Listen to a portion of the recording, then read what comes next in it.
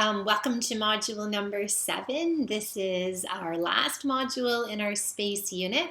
And so there's a few fun things we're going to do for our very last exploration of space. Okay, so our topic for this module is all about the planets. So the first thing you're going to work on is looking at the reading that I've scanned in for you. It's all about the planets. You're going to use these information sheets and you're going to be filling in the Google Doc, answering some questions about the planets after you've done that reading.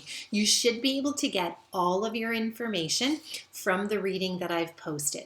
Okay, the next thing you're going to do is I want you to have a look at a Mars rover. Okay, how is it that we know so much about the planet Mars? Well, we've never sent a human to Mars, right?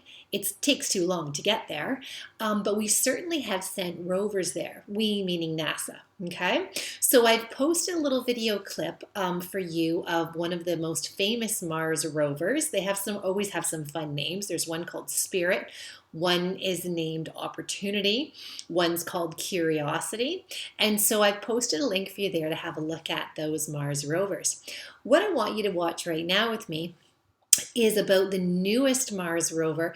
Its name is Perseverance, and this is what it looks like when NASA astronauts are working and building a rover, something that's going to be shipped to Mars, land on the surface, and then send information back, okay? Because again, we've never sent any humans to Mars, but we certainly have sent instruments that have sent us tons of information. So let's take a listen together about meeting the Mars 2020 rover called Perseverance.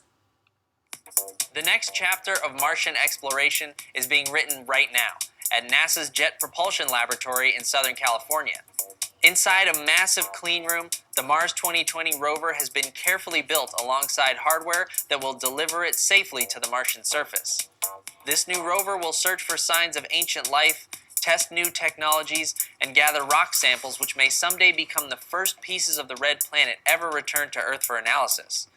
To avoid contaminating these precious samples with earth schmutz and body hair, anybody hoping to get close to the Mars 2020 machinery has got to get clean. Really clean.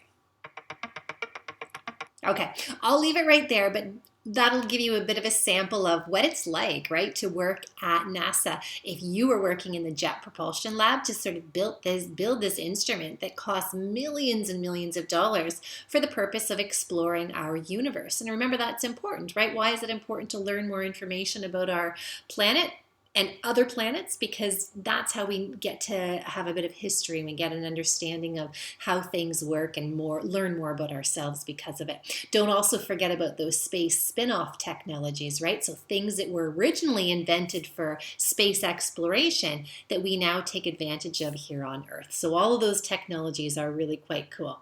Once you've gone over all of the planet information, then for fun, I'd like you to go back to the Canadian Space Agency website and play around here. If you do click on the link on solar system, you're interested in learning a bit more about the planets in our solar system, get some really good images, etc. You can do some of the work to get some cards here, and you can click on the planets and it'll give you some more information as well. Okay, so I hope you've enjoyed our space modules.